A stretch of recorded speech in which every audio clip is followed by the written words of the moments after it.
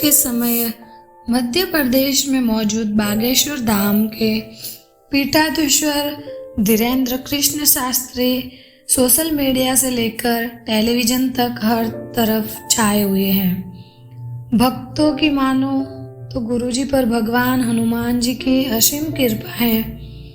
दिव्य दरबार में भगवान हनुमान जी और दिव्य शक्तियों उनको प्रेरणा देती हैं।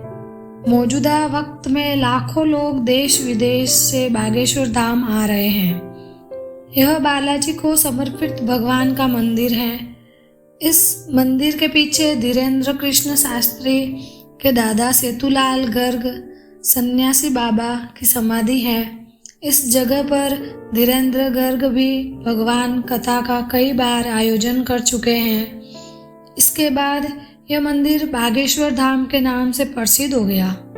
आज के समय लोग अपनी जिंदगी से जुड़ी परेशानियों से छुटकारा पाने के लिए बागेश्वर धाम आते हैं और बाबा उन्हें उनकी परेशानियों से निजात दिलाने का दावा करते हैं। गरीबी में गुजारा बाबा ने अपना बचपन 15 जुलाई 1996 को मध्य प्रदेश के छतरपुर में जन्मे पंडित धीरेन्द्र कृष्ण शास्त्री जी का बचपन अति गरीबी में बीता। एक कच्चे मकान में उनका पूरा परिवार रहता था। उनके माँ का नाम श्रीमती सरोज और उनके पिता का नाम पंडित श्री राम कृपाल गर्ग है। बताया जाता है कि वो बचपन से काफ़ी होशियार थे। उनकी प्रारंभिक शिक्षा गांव के सरकारी स्कूल में हुई। उनके पिता पुरोहित गिरी के जरिए अपना परिवार चलाते थे। जब गांव में इनके परिवार के चाचा और कुछ लोगों ने पुरोहित गिरी का काम आपस में बांट लिया तो महाराज का परिवार आर्थिक संकट से गिर गया। उनकी माता सरोज को भैंस से दूध बेचकर अपने परिवार का भरण पोषण करना पड़ा। बचपन से ही धीरेन्द्र शास्त्री लोगों को प्रभावित करने में माहिर हो गए। वो कम उम्र में ही गांव में लोगों के बीच बैठकर कथा सुनाने लगे। धीरेन्द्र कृष्ण शास्त्री की माने तो उन्होंने 8-9 वर्ष से ही बागेश्वर बालाजी की सेवा शुरू कर दी थी। जब वो 12-13 वर्ष के थे तो उन्हें यह अनुभव होने लगा कि उन पर बागेश्वर बालाजी की विशेष कृपा है। साल 2019 में उन्होंने अपनी पहली भगवान कथा सुनाई थी। नेता भी होते हैं बाबा के आगे नतमस्तक गौरतलब है कि पिछले कुछ वक्त से धीरेन्द्र शास्त्री काफ़ी प्रसिद्ध हो गए। इसके पीछे सोशल मीडिया का अहम योगदान रहा। धीरेन्द्र कृष्ण शास्त्री शहरों में जाकर श्री राम कथा के साथ अपना दिव्य चमत्कारी दरबार लगाते हैं। कुछ दिनों पहले उन्होंने महाराष्ट्र के नागपुर में दरबार लगाया था। इस दरबार में महाराष्ट्र के उप मुख्यमंत्री देवेंद्र फडणवीस के अलावा केंद्रीय सड़क परिवहन राष्ट्रीय राजमार्ग मंत्री नितिन गडकरी भी पहुंचे थे।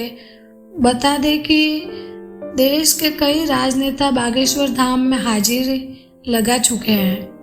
आखिर क्यों फंस गए बाबा विवादों में?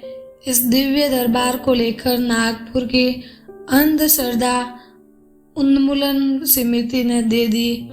समिति के संस्थापक श्याम मानव अपने द्वारा दूसरे कमरे में रखी गई 10 वस्तुओं की जानकारी देने का चैलेंज और उसके पूरा होने पर 30 लाख रुपए दिए जाने का चैलेंज दिया गया।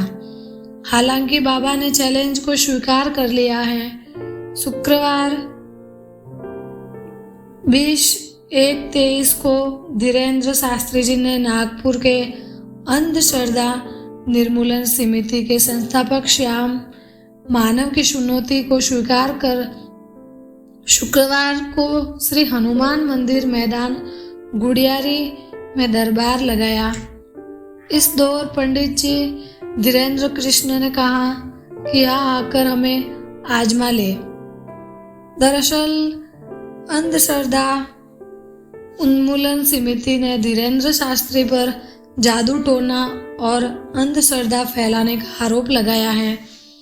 समिति के अध्यक्ष श्याम मानव ने कहा कि दिव्य दरबार और प्रेत दरबार की आड़ में बाबा जादू टोना को बढ़ावा दे रहे हैं। इसके अलावा धर्म के नाम पर आम लोगों को लूटने व धोखाधड़ी और शोषण भी किया जा रहा है। धीरेन्द्र शास्त्री ने कहा है कि वो संविधान के अनुसार धर्म का प्रचार कर रहे हैं। उन्होंने कहा है कि अगर हनुमान भक्ति करना गुनाह है तो सभी हनुमान भक्तों पर FIR होनी चाहिए।